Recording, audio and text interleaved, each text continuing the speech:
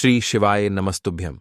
मेरे प्यारे भक्तों, आप सभी लोग जानते हैं कि 27 जुलाई 2025 यानी रविवार को पड़ रही है तृतीया तिथि।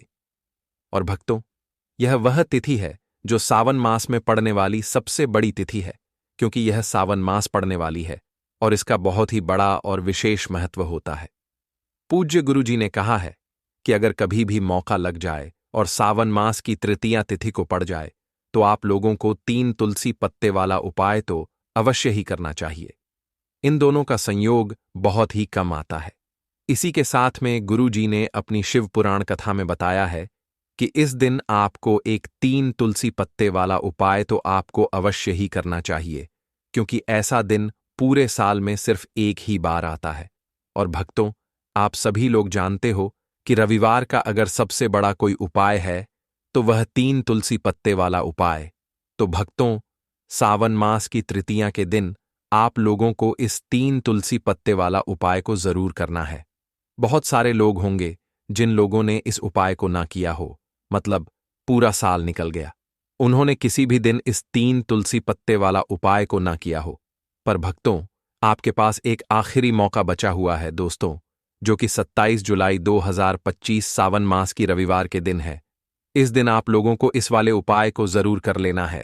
भले ही आपने पूरे महीने भर इस उपाय को ना किया हो, पर अगर आपने इस सावन मास के तृतीया के दिन अगर इस वाले उपाय को कर लिया तो आपको इस उपाय को करने का वह फल मिलेगा जिसकी आपने कभी कल्पना भी नहीं करी होगी। इसीलिए आप लोग इस वाले उपाय को एक बार जरूर कर लेना है, ताकि आप लोगों के हाथ से यह मौका ना जा सके और आपको इस उपाय को करने का फल मिल सके। भक्तों, यह उपाय पंडित जी ने अपनी अभी की ही श्री शिव महापुराण की कथा में बताया है। जी, इस उपाय को आज हम आपको बहुत अच्छे से समझाने वाले हैं।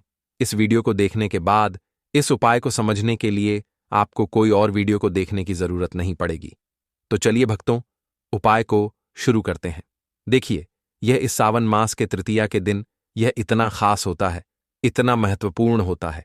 देखा गया है कभी कभी बड़े बड़े पूजा पाठ अनुष्ठान से जो मनोकामना पूर्ण नहीं होते, वह सावन मास की तृतीया के दिन एक छोटे से उपाय करने से ही आपकी मनोकामना पूर्ण हो जाती है।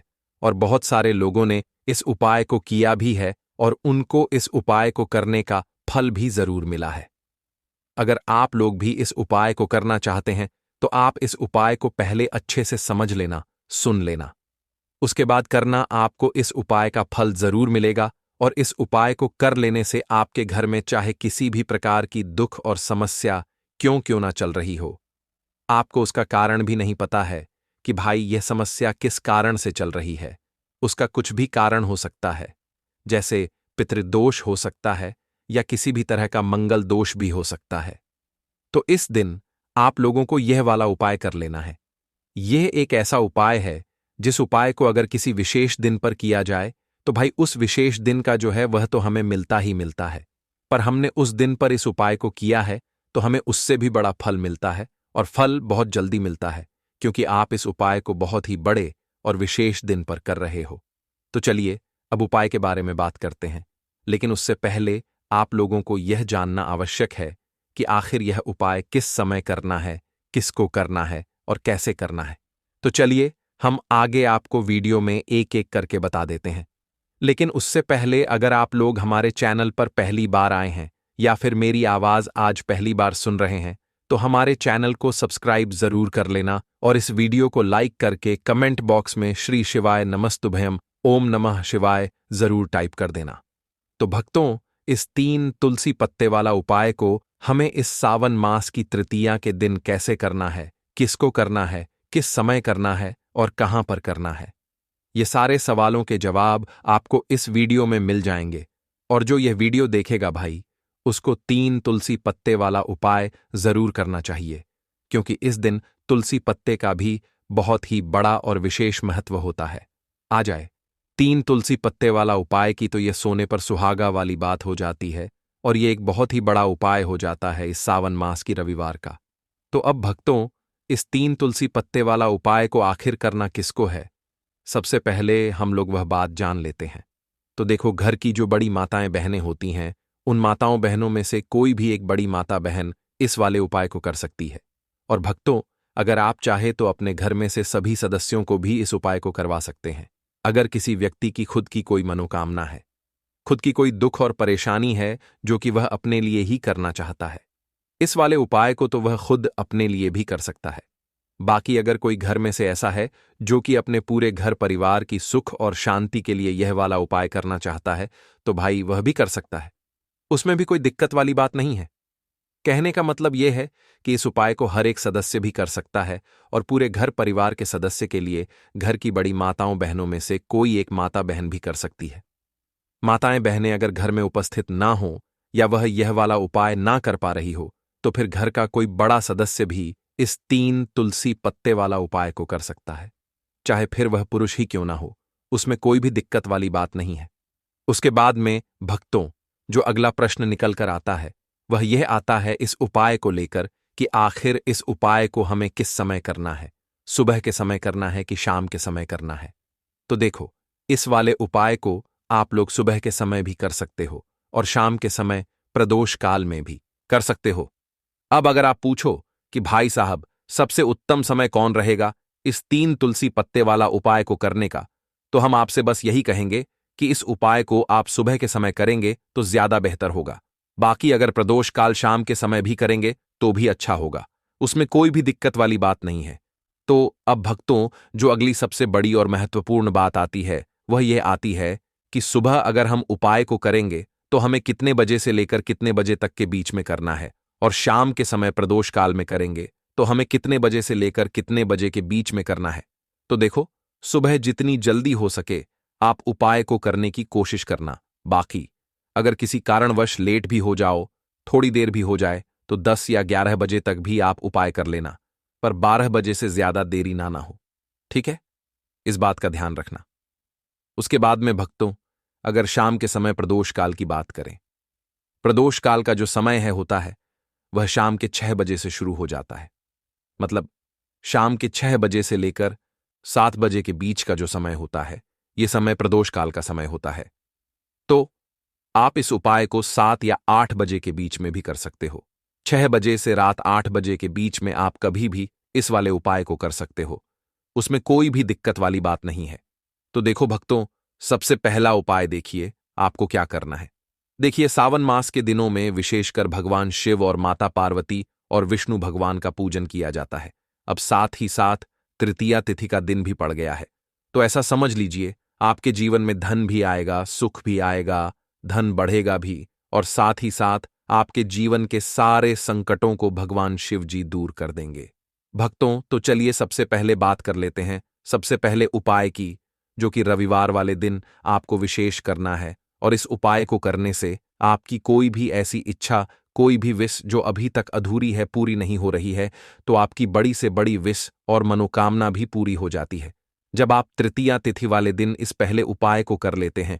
तो देखिए, आप सभी जानते हैं कि श्री हरि विष्णु जो है उन्हें तुलसी दल सबसे प्रिय है। बिना तुलसी माता के श्री हरि विष्णु अधूरे हैं और बिना तुलसी पत्तों के श्री हरि विष्णु का भोग अधूरा है। अब श्री हरि विष्णु को प्रसन्न करके आप अपनी किसी भी मनोकामना को पूरा कर सकते हैं, क्योंकि श्री हरि विष्णु प्रसन्न हो गए तो आपकी कोई भी विश और इच्छा, मनोकामना अधूरी नहीं रहेंगी। देखिए, हम सभी के घरों में माता तुलसी का पौधा अवश्य ही होता है। तो देखिए, हमें तुलसी जी के पौधे से सबसे पहले तो 3 पत्ते तोड़ने हैं। देखो, तृतीया वाले दिन आपको तुलसी के पत्ते नहीं तोड़ने हैं। तो देखिए, तुलसी जी के आपको 3 पत्ते तोड़ लेने हैं, और इन तुलसी जी के पत्तों को तोड़ने के बाद आपको 1 चुटकी हल्दी भी अपने साथ में लेनी है। हल्दी के अंदर आपको जल मिलाकर के पेस्ट के रूप में तैयार करना है, और इसी के साथ में आपको एक दीपक भी लेना होगा। दीपक आप मिट्टी का भी ले सकते हैं, आटे का भी ले सकते हैं, और इस दीपक में आपको शुद्ध घी डाल करके इसमें आपको लंबी रुई की बाती का प्रयोग करना है। देखिए भक्तों, आपके पास है 3 तुलसी जी के पत्ते हैं, तो पहला जो तुलसी जी का पत्ता है उस पर आपको सबसे पहले तो जो आपने हल्दी ली है उसकी एक बिंदी लगानी है। और पहला जो तुलसी जी का पत्ता है, आपके घर में भगवान विष्णु का चाहे कोई सा भी स्वरूप हो, चाहे लड्डू गोपाल जी का स्वरूप हो, या फिर भगवान कृष्ण की आपके मंदिर में प्रतिमा हो, या फिर भगवान श्री राम की प्रतिमाएं उनके सामने आपको पहला तुलसी जी का पत्ता अर्पित करना है। अब देखिए भक्तों, आपके पास जो 2 तुलसी जी के पत्ते हैं और आपके पास जो एक दीपक है, इन्हें आपको लेकर के पहुंचना है। अपने ही घर में तुलसी जी के पौधे के पास में देखिए। सबसे पहले तो आपके पास जो 2 तुलसी जी के पत्ते हैं, उन पर भी आपको हल्दी की एक एक बिंदी लगानी है और उन दोनों ही तुलसी जी के पत्तों को आपको अपने घर में तुलसी जी के पौधे के वहां पर ही अर्पित कर देने हैं। और इस प्रकार से यह दोनों पत्ते भी तुलसी जी के पौधे के पास में अर्पित करने के बाद अंत में जो आपके पास एक लंबी बाती का दीपक है, इसे आपको तुलसी जी के पौधे के पास में ही प्रज्वलित कर देना है। जो भी व्यक्ति अपने ही घर पर इस प्रकार से तुलसी जी के 3 पत्तों का यह उपाय कर लेता है, तो उसका परिवार हमेशा खुश रहता है।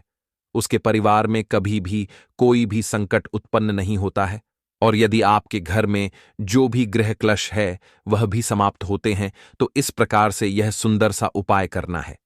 अब बात करते हैं अगले उपाय की। देखो, यदि आपके जीवन में आर्थिक संकट बहुत अधिक हो रहे हैं, धन की समस्या लगातार जीवन में बनी हुई है, 1 रुपयों को प्राप्त करने के लिए आपको बहुत अधिक मेहनत कर रहे हैं, तो आज रात्रि में सोने से पहले आपको यह एक चमत्कारी दीपक का उपाय अवश्य करना है। या फिर यदि आपका जो व्यापार है, बिजनेस है, दुकान है, वह अच्छे से नहीं चल पा रही है, तो आज रात्रि में इस विशेष दीपक का उपाय आपको अवश्य करना चाहिए। देखो भक्तों, दीपक हमारे घर में सभी नकारात्मक शक्ति को बाहर करता है। यह उपाय आपको साल में केवल 1 बार करने का ही मौका मिलता है। देखिए, इस उपाय के लिए आपको तुलसी जी की जो सूखी लकड़ी होती है, उसे ले लेना है। देखिए भक्तों, यदि आपके पास पुरानी तुलसी जी की लकड़ी है, तो उसे आप ले सकते हैं। में तुलसी जी जो लकड़ी है, वह सूखी हुई है, तो उसकी लकड़ी आप तोड़ करके इस्तेमाल कर सकते हैं। लेकिन आपको ध्यान रखना है कि सूर्यास्त से पहले पहले ही आपको यह जो तुलसी जी की लकड़ी है, इससे अवश्य ही तोड़ लेना है। तो इस उपाय के लिए आपको सबसे पहले तो एक मिट्टी का दीपक लेना होगा। चाहे तो आटे का दीपक भी ले सके, क्योंकि आटे का दीपक सभी दीपक में सर्वोत्तम माना गया है। इस दीपक के अंदर आपको शुद्ध घी का प्रयोग करना होगा और इससे दीपक के अंदर आपने जो तुलसी जी की लकड़ी ली है, उसे भी रख देना है। लेकिन यह जो तुलसी जी की लकड़ी है, इसमें आपको चारों तरफ अच्छे से घी लगा लेना है। देखिए, गुरुजी ने बताया है कि जो तुलसी जी की लकड़ी है, यदि आप उपाय करते हैं और बहुत ही शीघ्रता से जल जाती है, तो इसके लिए आपको एक कार्य करना है। आपको थोड़ी सी रुई ले लेनी है और उस रुई को आपने जो तुलसी जी की लकड़ी ली है, उस पर अच्छे से चारों तरफ लपेट देनी है। तुलसी जी की लकड़ी के ऊपर रुई लपेटने के बाद इसे आपको पूरा घी के अंदर डुबो लेना है। अब इसे आपको बाती के रूप में प्रयोग करना है। अब भक्तों, इस दीपक को आपको प्रज्वलित कहाँ करना है? तो इस दीपक को आपको या तो भगवान विष्णु के सामने प्रज्वलित करना होगा, या फिर आपको भगवान श्री राम के सामने प्रज्वलित करना होगा, या फिर भगवान कृष्ण के सामने, यानी कि भगवान विष्णु के जो भी अवतार हैं उनके सामने आप यह दीपक प्रज्वलित कर सकते हैं। या फिर आप इस दीपक को माता तुलसी जी के सामने भी प्रज्वलित कर सकते हैं। पूज्य गुरु जी ने बताया है कि जो भी व्यक्ति इस प्रकार से तुलसी जी की डंडी से यह दीप दान कर देता है, उसके जीवन में कभी भी धन की समस्या नहीं होती है। इसीलिए आपको यह पूरे साल में केवल 1 बार ही मौका मिलता है। इस उपाय को करके देखना, आपकी सभी इच्छाएं जरूर पूर्ण होंगी। यह जो उपाय है, रात्रि में सोने से पहले करना है। यह उपाय करते सर्वश्रेष्ठ होने वाला है। देखिए, इस उपाय के लिए आपको मात्र 5 हरे मूंग के दाने ले लेना है। देखिए, तिथि है और यह रविवार के दिन पड़ रही है, इसीलिए आपको 5 हरे मूंग के दाने लेना है। हरे मूंग के दाने आपको साबुत लेने हैं, खंडित नहीं होने चाहिए। इस बात का ध्यान रखें और इसी के साथ में आपको एक तांबे के पात्र के अंदर अपने घर से शुद्ध जल ले लेना है।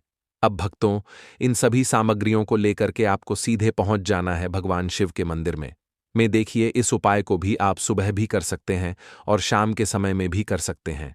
भक्तों, देखिए, भगवान शिव के मंदिर में पहुंचने के बाद आपके पास जो 5 हरे मूंग हैं, उनमें से पहला जो हरा मूंग है, आपको शिवलिंग के सामने जो नंदी महाराज होते हैं और उनका जो पैर उठा हुआ होता है, वहां पर आपको पहला हरा मूंग समर्पित कर देना है और आपको ओम नमः शिवाय इस मंत्र का जाप कर लेना है।